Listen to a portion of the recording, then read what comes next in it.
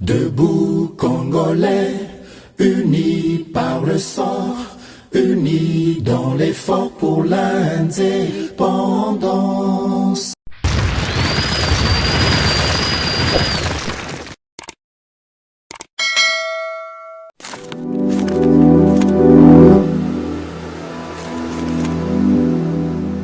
Voilà, chers téléspectateurs, fidèles abonnés de GCAM Télévision. Na pesibino matondo pe boye malamu na chaîne na bino préféré GCAM Télévision. Merci mingi pe na fidélité na bino comme d'habitude. Pe confiance au bopé saka na émission Oyo Debout Congolais na lobaka Debout Congolais zawana pona kola musabino Debout Congolais za pona ko batela étendard et ekolo Congo et continue toujours kozala ici très haut. Debout Congolais et bandi bisika ozwami tombola bendele parce que émission na biso ici libongo kobanda kasi traditionnellement na lobaka toujours samba olunga ndenge mutazaka na micro oyo pe bino boyeba ete justice ya Nzambe moto moko te aishapaka na contrôle nango soki yo okoishapaka na contrôle ya justice ya mokili soki yo oza yanke omibengaka yanke to pe oza kuluna olobinga bazwaka ngate to pe oza rusé olobi nyonso nasalaka moto amonaka ngo te yeba yango ke lisu ya moto moko emonako eza lisu ya Nzambe. Tôt ou tard, tu finiras par payer le prix de tes actes parce que justice ya Nzambe erataka moto te moto moko te aishapaka na contrôle na yango. Yango to sala kaka malamu sala inventaire ya vie na yo yo moko misalela bilan avant de quitter sur cette terre. Pour nous quitter au komi na soir ya vie au komi ko regretter nous quitter ba génération future ba koko na ba kokololo na yo ba futaka masumu ya mabe yo zo sala kana ekolo Congo to à travers mokili mobimba appel ezalaka na biso nyonso mbela po ete toyeba kosalaka kaka malamu kosalaka kaka bolamu na fin de l'année te bolamu sala yango ngonga nyonso même na toilette muto azomona yo te eza possible osala bolamu parce que muto azali azomona yo. Voilà, j'entre très rapidement dans l'actualité qui m'amène devant vous aujourd'hui. Angola, médiateur, il y a crise entre République démocratique du Congo na Rwanda, a présenté le président Félix Tshisekedi, le général Joao Massone, le nouveau responsable du mécanisme conjoint de vérification. C'est-à-dire c'est un dispositif sécuritaire régional pour vérifier les incursions aux frontières dans l'est de la République démocratique du Congo. Makambo ezongi lisusu na Luanda, pe kuna kaka na Luanda wana batindelaki président Félix Tshisekedi mokanda parce que ezali na mabongisi réunion moko tripartite oyo ekosangisa RDC, Rwanda na Uganda. Yango ba observateur baza ko mituna est-ce que ezali lisusu dialogue te oyo bazali ko bongisela biso tango baza ko sangisa bango ezali pona koyebisa bango nini c'est quel signe diplomatique nini biso Congo to ko attendre na basizo bazali ko bongisa na bokuta na lisusu na batu oyo Congo essaye ni na mutemo mba parce que bazali batu oyo bazali ko provoquer pe ko linga insécurité demeurer na est ya République démocratique du Congo. Les éclaircissements à travers l'analyse autre sala sikasika wana décryptage ya ba information. Voilà, toujours en République démocratique du Congo, la RDC a voté contre les annexions illégales de la Russie en Ukraine.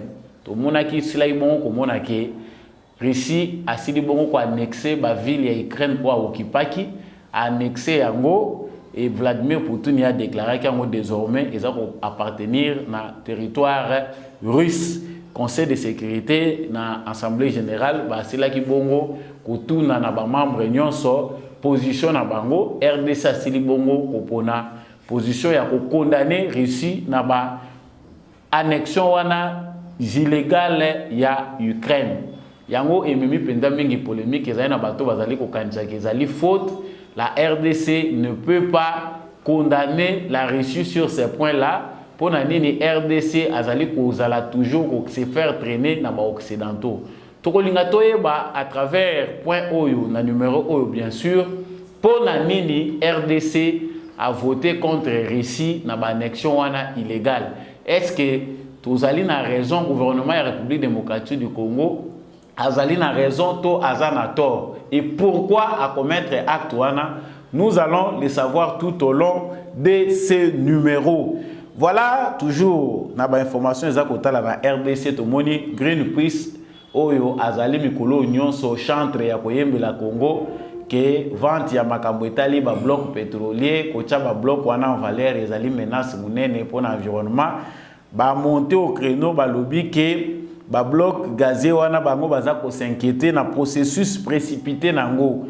Je cite leurs propos ba lobby, un processus précipité et une invitation ouverte à piller le peuple congolais et les écosystèmes dont il dépend, tout en enrichissant rapidement une élite écocide. Bango awa batalisi ke rapidité au gouvernement congolais aza ko signer nango, aza ko engager bato bazo ko exploiter gaz na pétrole. Ezali kolatisa ke bazali na moyibi lokoso ya mbongo pe bazali na respect ya environnement te bango bazali komona te ki kokende na avantage ya peuple congolais. Toko sala commentaire ya ba propos oyo ya Greenpeace concernant makambo ezali koleka wana. Et puis toko sukisa na Deli Sesanga. Toko sukisa na Deli Sesanga qui a fait sa conférence de presse, à sa conférence de presse na sali bilan moko sombre. Il y a régime, il y a union sacrée, oyo ezali ko planifier tricherie, oyo bazana bila ya ko présenter te bakomi ko luka mutu, ya ko partager nango, pe atalisi comment il faut à lancer opération na eto telema po tricherie ezalate. Opération ya za ko zelake ba congolais nyonso ba adhérer na sima na yango et puis ye alobi ya ko zala na sima ya mototé lansani ni parti politique na ye et ko compter kaka sur yemoko ndenge yemoko azali na confiance à kokende comme candidat présidentiel. Fuite en avance ezali préparation ya ko contester élection ezali déjà ko boya élection en avance to ezali nini. Nous allons chercher à savoir avec vous ce que Deli Sesanga planifie comme d'autres candidats potentiels dans l'élection présidentielle de la République démocratique du Congo. Voilà, je vous dis d'ailleurs encore une fois de plus, merci d'avoir choisi la chaîne GCAM Télévision.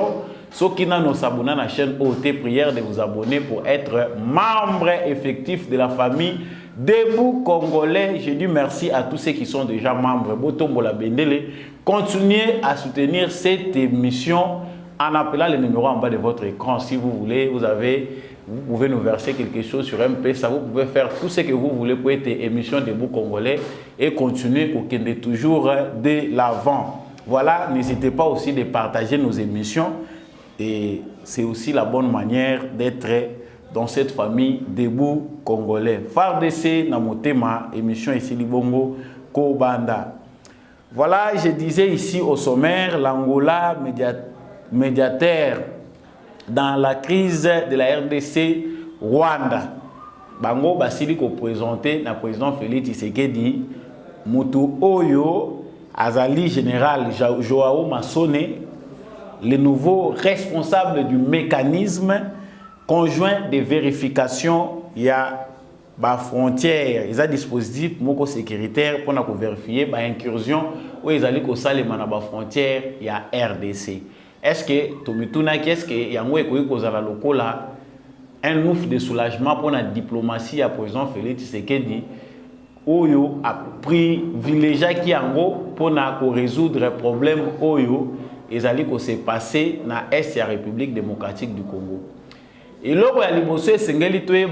que chaque fois, la violation et ça les makana frontières, les pays à région donné, un système oyo en place pour na kokende, donc c'est-à-dire les batu moko naître structure moko naître composé na batu pour na kokende, ko vérifier si la frontière ya batu qui violé ou pas, ko vérifier ba élément probable ou ekoki, ko certifier ou pas. Ce qui violation et salemaki ba incursion et salemaki na cadre ya makambo etali RDC na Rwanda, la République démocratique du Congo afundaki Rwanda na Siergel pour na ba incursion oya menaki na kati ya ba frontière ya RDC, c'est-à-dire les militaires rwandais bakotaki na sol congolais yango diplomatie ya Félix Tshisekedi ezalaki nde koplaide koyebisa bato wana batala yango parce que nous ne pouvons pas nous limiter à nous seuls kosatakaka na Rwanda ou bien kobundaka na bato wana sans toutefois aussi informer de manière diplomatique na bato oyo tozali na bango ba membre na kati ya ba organisation régionale. C'est ainsi que na cadre ya résolution diplomatique ya makambo oyo eza koleka na Bunagana tosi totalisaki yango awa ke Bunagana était un grand piège. Félix Tshisekedi en tant que démocrate a voulu kokomisa démarche nyonso diplomatique na suka.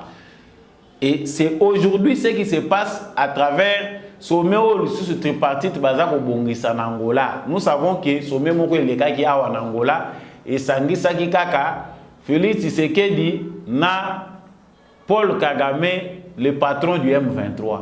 Na sommet wana, nous savons que la recommandation est bimaki kuna. Il a été demandé à Paul Kagame de retirer ses troupes. Bana na ye M23. Kuna to mona ki na biso représentant ya M23 te me basenga ki Kagame a retiré ba M23 na sol congolais. Ezaki oyo communiqué et lobaki communiqué et sanctionné qui rencontre na bango pour une dernière fois entre Félix Tshisekedi na Paul Kagame avant bakuta na lisusu et pas ya Emmanuel Macron. Ben voilà. C'est-à-dire, ce qui totali sur le plan diplomatique, toutes les pressions vont dans le sens, il y a résolution pacifique, il y a conflit. C'est-à-dire, pour Yébissa Rwanda de manière normale, selon le principe, il y a droit international qu'il faut récupérer les troupes na yoba bimalibanda ya frontière. Félix Tshisekedi a épuisé toutes ces voies-là pour résoudre ces conflits-là qui est un piège tendu à la RDC pour envenimer la situation. Yango tokomi kokoma maintenant na solution. Kagame nani président angolais a présenté na Félix Tshisekedi oyo azali nouveau représentant, c'est-à-dire nouveau responsable et un mécanisme et à vérification. C'est-à-dire Mouto a chargé ya ko vérifier ba inclusion na frontière ya RDC. Atala ba kota kitote, qu'est-ce qui se passe? C'est-à-dire ba lingi ba créer équipe ezo kende kotala. Bato bazali na kati ya frontière ya RDC, sont-ils des Congolais ou pas?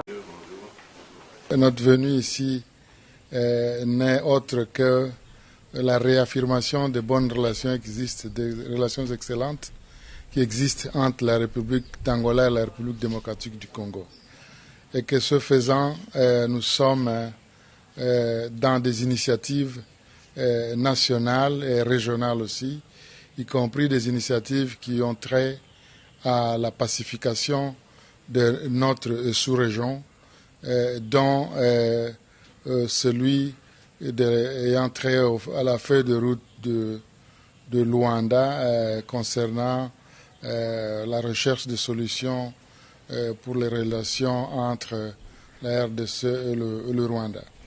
Et il a été décidé à Luanda qu'un mécanisme de vérification serait créé et le chef d'État sans doute attend que toutes les décisions que nous avons prises dans le cadre de la feuille de route de Luanda soient mises en œuvre. Et aujourd'hui, ce que nous sommes venus faire, c'est de présenter le général angolais qui sera chargé du mécanisme de vérification, qui sera basé à Goma, à son Excellence, Monsieur le Président, pour que, n'est-ce pas, ils puissent se mettre à l'œuvre en étroite collaboration avec nos sœurs et frères de la RDC et les autres pays de la région.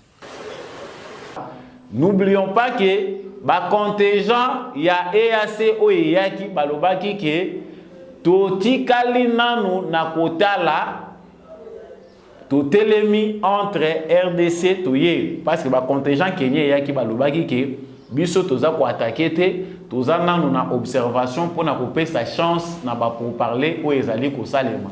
Nous avons entendu aussi du côté congolais balobi que il n'y a aucune négociation, il n'y a les solo mon côté ko betama Tant que les M23 ne se retirent pas, ceux qui babimi, wanande lisolo et koki ko betama, parce que de l'autre côté, ils ont un bateau, bazali ko sala kaka pression que il faut binobo solo lana ba M23. Alors le gouvernement congolais a aussi levé l'option à koye bisabango, ça va. Tous d'accord na bino le roi bozolo ba makambo M23 babima. Parce que ce n'est pas comme ça qu'on négocie. Ils ont créé cette situation dans l'olenge encore pour pousser à des négociations. Bah, ebi ke mutu a négocier na position de faiblesse. Yewanande mutu déjà azakana naturellement perdant parce qu'il y a une concession et belé à posséder.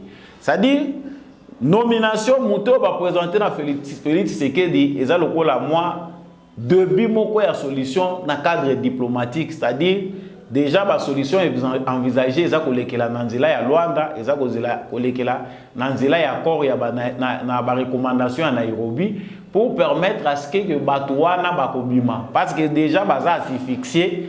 Ce n'est pas que l'armée congolaise n'est pas en mesure, parce que beaucoup de choses, ils ont bien non, l'armée congolaise, ils ont affronté, ils ont trahison. Non, ils ont experts militaires, tout avait été préparé pour que va faire essuyer biso défaite monumentale ou démoraliser les militaires na biso. Et sur le plan régional, bateau yo bazali bactère na conflit wana. Bateau yo balingi kimia s'installer na parti wana bachaki piège na bango bayebaki ke Félix Tshisekedi a tombé na piège wana comme ça ils vont augmenter les enchères. À ce niveau où nous sommes arrivés, on peut déjà croire que déjà début à solution Ezali bien que RDC Azali appelé na prudence. Mais qu'est-ce qui se passe maintenant? Félix Tshisekedi qui se trouve devant Kagame, Museveni, entêté par les démocrates américains.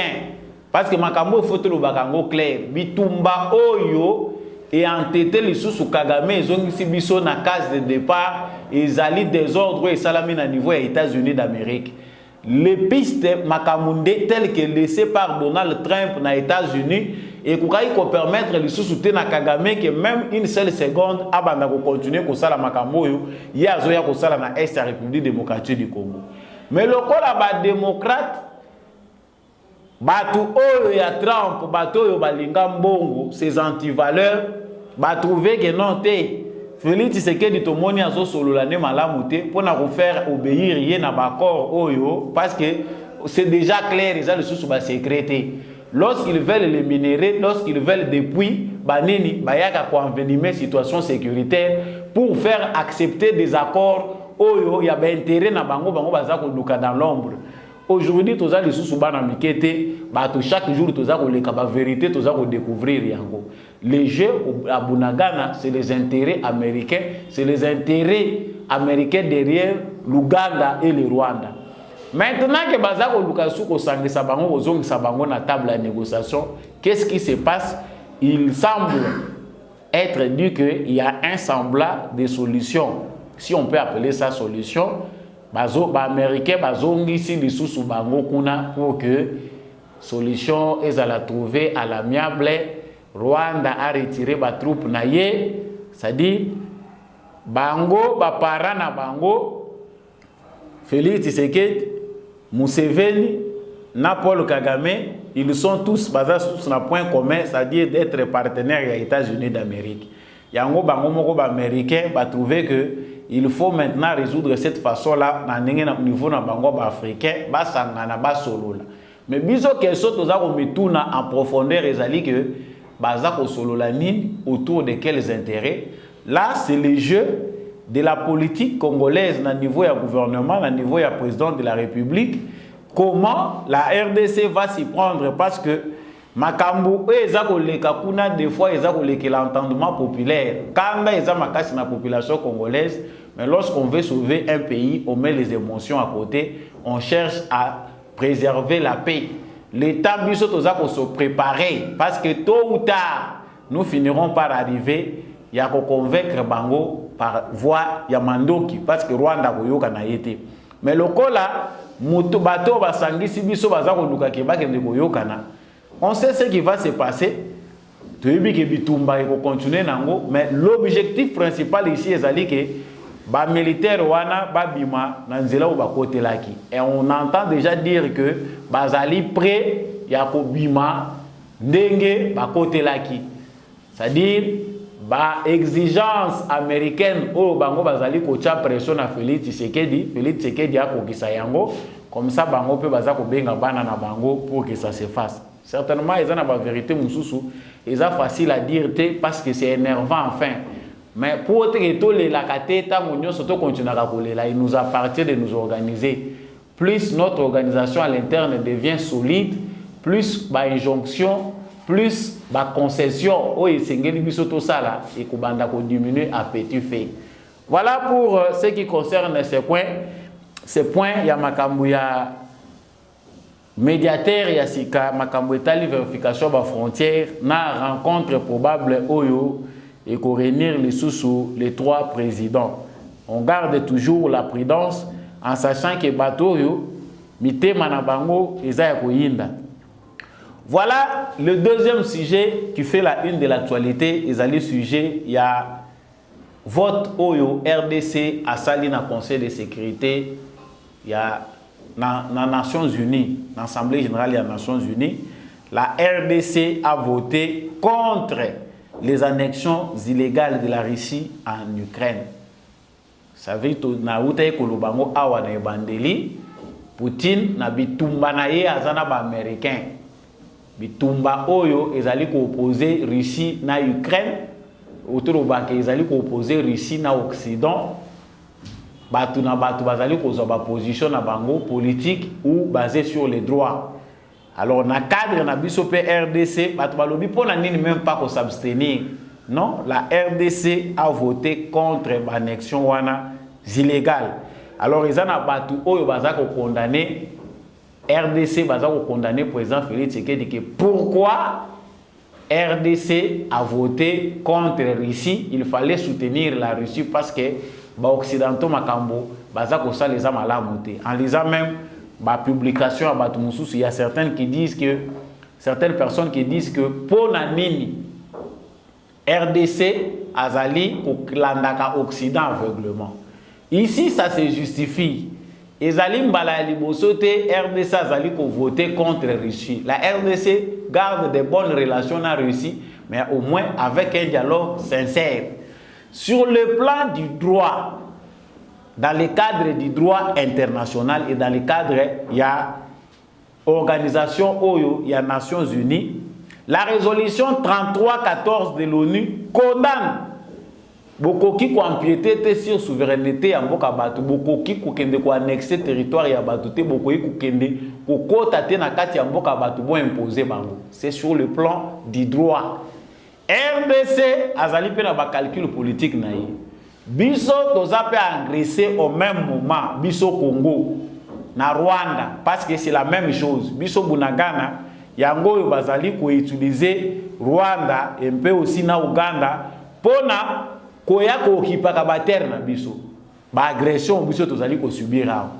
C'est le Rwanda qui occupe une partie de la RDC. Sikoyo biso soki biso to condamner Russie.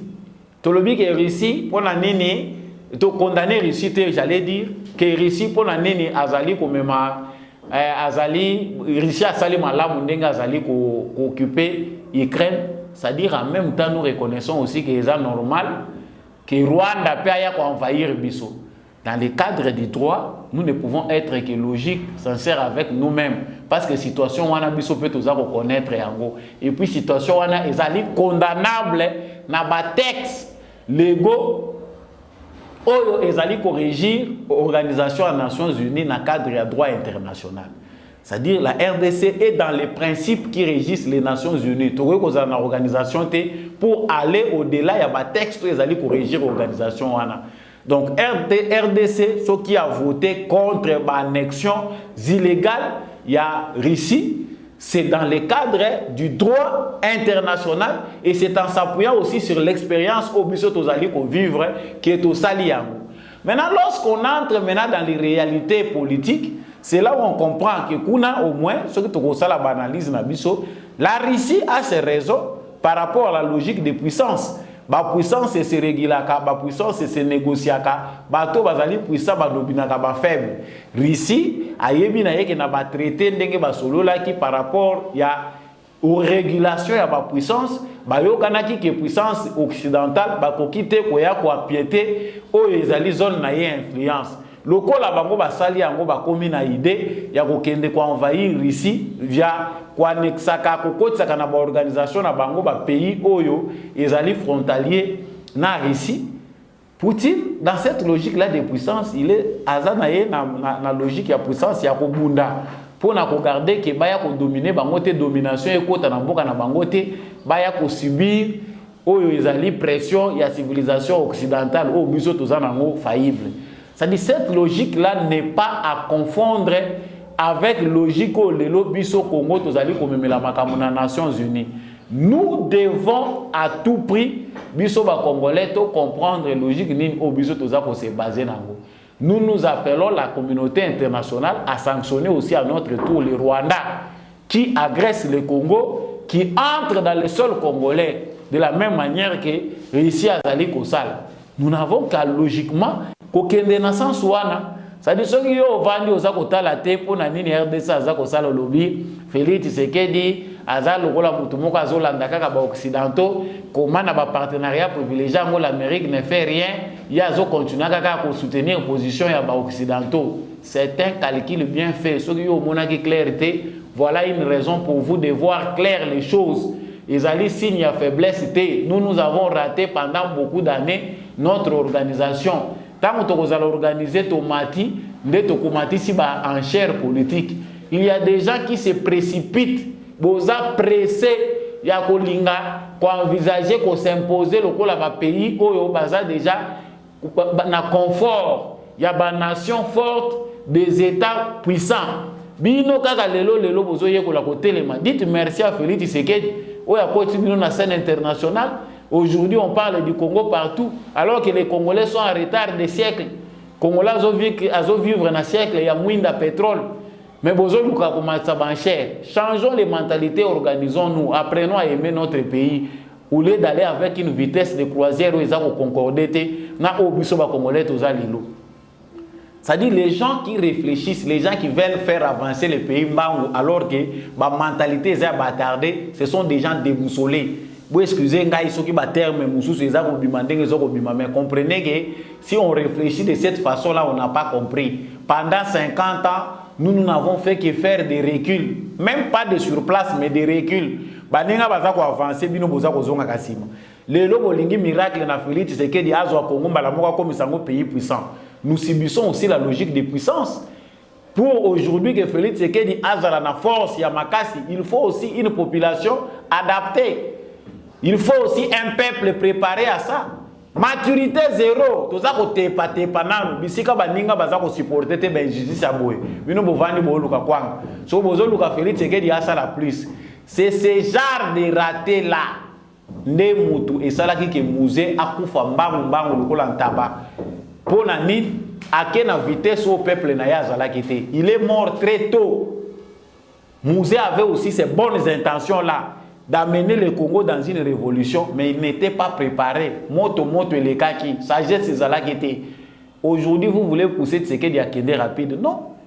On fait un pas, on s'affermit, tout ça n'est pas, tout s'affermir. Logique, on va corriger les lots mukili, on va logique à péter. La guerre est allée préparer, ils vont s'affronter. Les Africains sérieux s'abstiennent. Il n'est pas question de choisir un camp ou un autre. Collaborer avec qui vous voulez. Que ce soit en Occident, que ce soit en Inde. Il y a choix entre Russie et les États-Unis. Non. Il y a des gens qui continuent à penser que le bonheur se trouve à s'allier à la Russie. Chaque pays a ses réalités. Chaque pays a ses problèmes. Et puis, contexte, il faut que ça soit africain. La guerre froide, il faut servir Bango. Mais cette fois-ci, même les dirigeants, il y a émanation, il y a Occident. Le peuple n'a pas d'accord. On ne peut pas aujourd'hui s'allier aveuglément. Non, biso to comme allié na biso principal. Le Malien, na ba burkinabé bazali na intention ya kokoma ba partenaire fiable ya Russie la kisi ke biso pe to kokende ko salir na Russie. Il ne s'agit pas de faire le choix entre la Russie et les États-Unis. Il s'agit de choisir ses priorités. Nous, Africains, avons nos priorités qui sont des priorités de développement. Nous voulons nos changements et notre changement se résume dans le développement. Ce que et surtout pour un pays qui est comme le nôtre, biso pays au République démocratique du Congo, nous ne pouvons pas inviter les puissances à venir s'affronter sur notre sol. Impossible.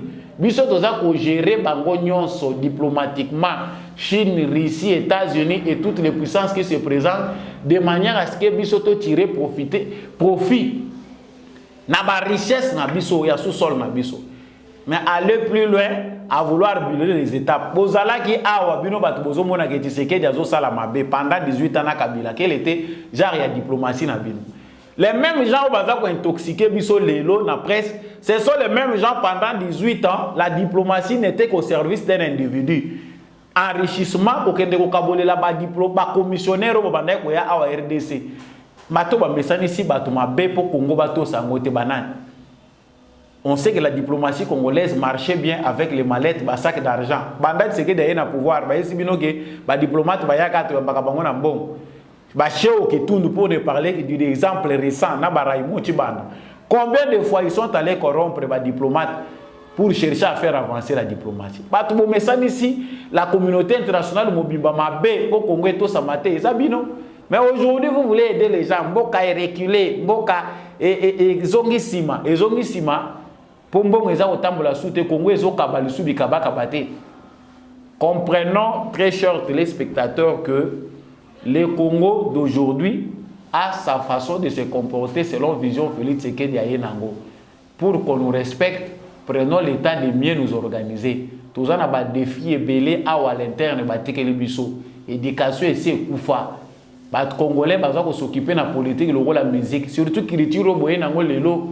Et comme nous avons dit, nous avons la politique, nous avons la politique, nous avons la théâtre. Il y a confusion des rôles au Congo. Confusion entre l'élite et la société. Donc, Bissonio, c'est comme il appelle même. Ceux qui devaient être au sommet sont en bas. Ceux qui sont en bas, on ne comprend finalement rien. Prenons le temps de méditer sur la façon où Bisso Tokoki s'organiser en tant que peuple. C'est ça, et là, Bisso Tokoki Kolanda. Yom doza ko lekisa maele ko lekati Tshisekedi soko zala ki ko s'allier na Russie ndio faire éclater la guerre na Congo. Ça fait combien de temps que l'Amérique contrôle le Congo? Avant l'indépendance, ma belle c'est pas kotisa ki bango. L'Amérique contrôle le Congo depuis quand? Tant yo za ko baluka lelo na pays oyo sur le plan mondial les pays moko hautement stratégique oyo misu ya ba puissance nyonso ya monde baza kotal. Balingite Congo misu efongola Congolais a fongola misu Congolais fois zalaka aveugle éternellement. Mais vous voulez leur donner la possibilité de s'affronter sur notre sol? Absolument pas.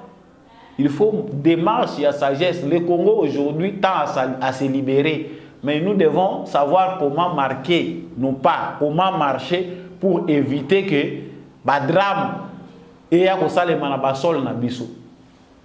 Voilà, je pense que point wana toleki yango malamu.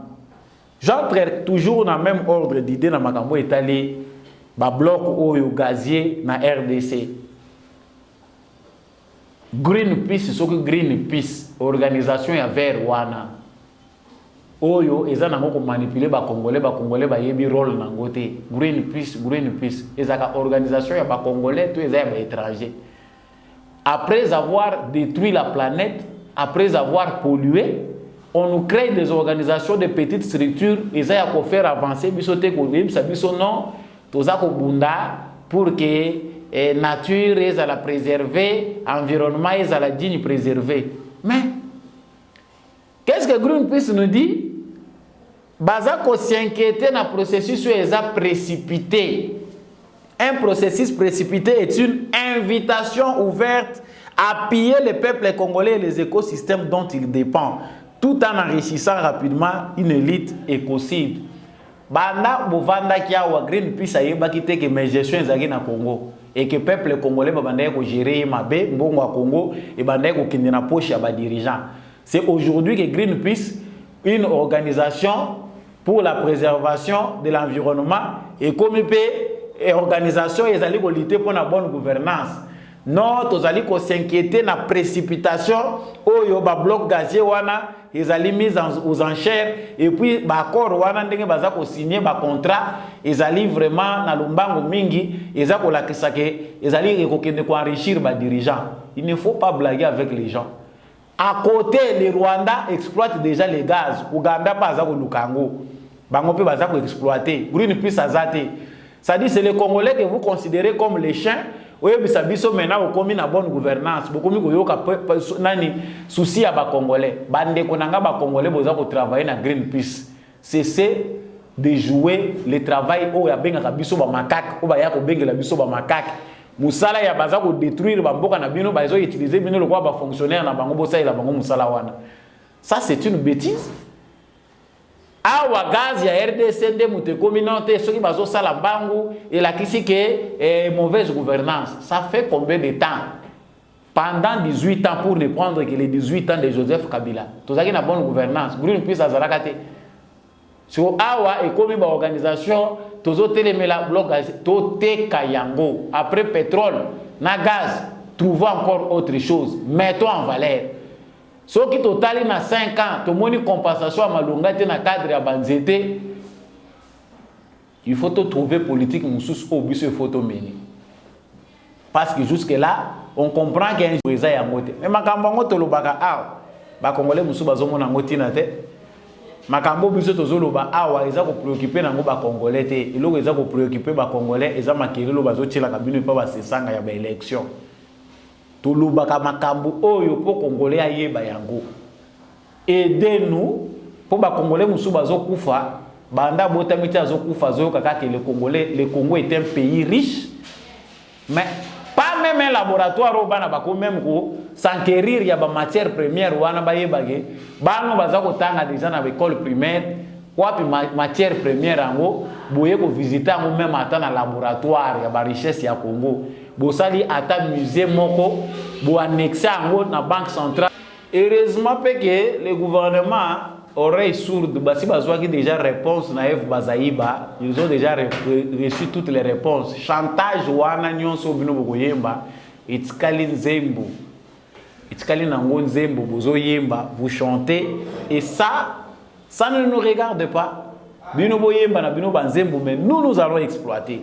Voilà comment se comporte un pays responsable petit à petit auxako avancer mais bando ki a Congo bango bazomona pona bango que il faut maintenant s'associer à Greenpeace. Mbongwana ikokende na gestion pour la première fois transparence au tozomona même s'il y a encore des voleurs, il y a encore du détournement, il faut qu'il y ait équilibre entre bateau bazako diriger na mbongo oyoyo, il faut servir nation mobimba. Mais on sent ici qu'il y a une transparence légendaire nan tomona yango te. Mbongo ya Congo au moins les lots tozako yeba keza ko sala musala. Tous les résultats, ça fait plus de 50 ans que ce soit dans notre économie, que ce soit sur le plan politique. Nous avons dit. Voilà, je vais petit à petit vers la fin.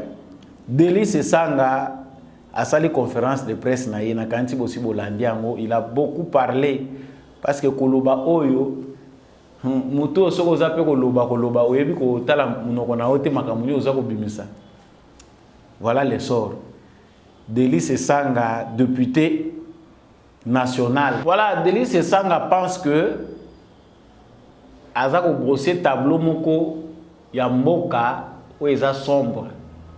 Rien n'avance, il y a un bilan que le pouvoir en place n'arrive pas à assumer. Azako luka bato ko partager nango bilan. Il y a tout dans les pays ne marche pas. Le côté Lekimingi, l'Union sacrée qui a pris la place de l'État, Makambo Ebele, ce que j'ai retenu, n'a pas propos union parce que je n'ai pas le temps de faire l'analyse là-dessus. C'est la question électorale. Tout élément pour la fraude électorale. Ah bon? bote le mapona ko boya fraude électorale. C'est aussi selon interprétation biso toza ko mona fuite en avance oyo opposition congolaise bazanango vis-à-vis des élections. Parce que le discours de Delis Sesanga, c'est celui de Martin Fayoul, c'est celui des autres qui pensent que toutes les étapes, ils ont déjà brouillé, il y a makamouza kota l'élection. Il y a un gros besoin de l'élection, il y a beaucoup de l'insécurité. On comprend que l'opposition, il y a pété au Félix Tshisekedi Dialobaki, c'est vrai vraiment que l'opposition est à pété. Maintenant, dans tout ce qui se passe au Congo, il faut se résumer dans l'élection. Pas un délai. Tokoti kata espace ya journée mon côté makambo oyo balobaki ensemble ya Delis Sesanga azako bimisa awa qui finit par dire que ensemble a compter sur mutute bango moko bako kende droit vers les élections. C'est que yepé Delis Sesanga candidat président, mais finalement dans ce pays on ne nous respecte pas. Quand on sait comment Delis Sesanga a été élu en s'accrochant au Koko Sabatu na base que non azana Tshisekedi pour ba élire yo. Cette fois-ci, bazo zela on a base. Ce qu'on voit ça yebi que Katumbu, soki Katumbi, aza petit à petit désavoué, à l'obité, aboyina no kopé sa position, au envol to kende biso moko, biso envol to kende tena makambo etali, to kende na mutute, nous allons compter sur nous-mêmes. Papa paie sa position. Ozana rouge, ton vert, ozana statu quo, tout ozana kaya changement. Basi ba yebi bino bazozela bino na base. Kasa yo zolo ba wana, le premier bilan c'est le peuple lui-même. Peuple congolais aza déjà yemoko capable ya kotala sur base ya ba monaka ki mona meso ba bengaka. Les Congolais qui voient que ça soit dans leur territoire, que ça soit dans des grandes villes, ce qui se passe aujourd'hui. Yo za ko mona mo 500 jours. Tu sais dans 500 jours combien de projets seront exécutés? Même etika les a inachevé, mais pour la première fois dans le village na bango. Yo Delis Sesanga ko kita kuno sa la campagne. Yango tamba za ko yebisa bino que éviter si on avait une opposition dans la nature, il y a Oyo Etienne Tshisekedi ya salaki, bolinga ki bo réclamer où est essentiel, c'est-à-dire le recensement général de la population et l'identification nationale. Mais le col a bino nyon soboza assimilable aux infiltrés, c'est-à-dire des gens dont tous akoye baté batata na bino na ba mama na bino, est-ce que baza réellement des Congolais? Yango tozo mona obiso toza na kati ya monde. Donc l'identification nationale est une nécessité. Au NIP na kanisi soki tozaki na opposition ya solo na mboko yo, la première des choses aux opposition wana lingaki sala, c'est d'aller accélérer le processus dans l'Office national d'identification de la population. Ça dit bah qui est congolais, qui ne l'est pas. Mais le rôle à bino moko boza ba congolais tendenge to lobiango. Mais cette fois-ci il faut to lobaka to comme le roi ba prophète to zoyebisa bino. Élection au bino boza ko luka na 2023 et kozala penda na 2023 parce que amote mezaka ka duku bino boyebi déjà que élection oyo faut mon pays élection ko zalela et belo bazo chama kelele même députation boko bimangote mais bozo continuer kaka ko accélérer makambo pour créer le désordre derrière les élections o bazana souci à organiser des élections à délai constitutionnel de ceux qui vont organiser en vous êtes très ambitieux comme président de la République alors que députation ko tuna no yebite soko ko bima député et a facilité ngana lobi na ngaka prolongation ezali. Il y aura des événements qui vont bouleverser le monde na Congo. Yo sozo sa da kaliki lo lobi ke ngana zo préparer timvundu na ngai, nazo préparer des ordres parce que élection nazo mona ke za probabilité baza ko se préparer alors que bayebi que techniquement élection ko zalate etali bino. Voilà chers téléspectateurs, l'émission Debout Congolais s'arrête là pour aujourd'hui. Merci na bino bato pesa ki biso confiance pour cette émission oye komela rabino. Na remercier les membres fidèles, il y a Debout Congolais. Na remercier Papa Jean-Louis Timbalang, l'homme de la vérité des urnes. Je remercie Maman Bilonda Bill, Papa Boniface Mpunga, Papa Kennedy Mukendi et vous tous qui nous soutenez de loin ou de près. Na Pesibino Matondo Mingi, na Bossani, Maman Lisette Mombendute, Boza et Belé à vous soutenir. Debout Congolais peut continuer à Kende Liboso, Bendele. Ekoyate na lobaka biso nyonso tozali FARDC na motema soki yo apprendre bolingo Congo te émission na ngai epa na yo eza nango na tina te okozape na yo mais soko yebi ke Congo ezalaka penda ya solo na mutema na yo partager yango na voisin na yo abonnez-vous soki nanu osabonaki te merci pe mingi na ndegombi à chaque fois azaki na derrière azaki na sima caméra oyo po ete émission oyo ekomela bino matondo mingi pe na bino bato bozo continuer ko tia maboko po ete émission oyo ekende liboso. C'est dans l'unité, dans l'amour que nous allons reconstruire notre très et cher beau pays. On se voit prochainement. Royal Hands Foundation. Médicaments directs. Envoyez-nous l'ordonnance de votre proche depuis le Congo RDC. Payez en ligne. Nous irons la chercher à la pharmacie. La livrerons directement à votre famille en moins de 24 heures. Visitez notre site www.royalhandsfoundation.com. Téléphone plus 44 73 05 94 65 59 plus 243 900 064 326 plus 44 73 05 86 94 88. Royal Hands Foundation, médicaments directs.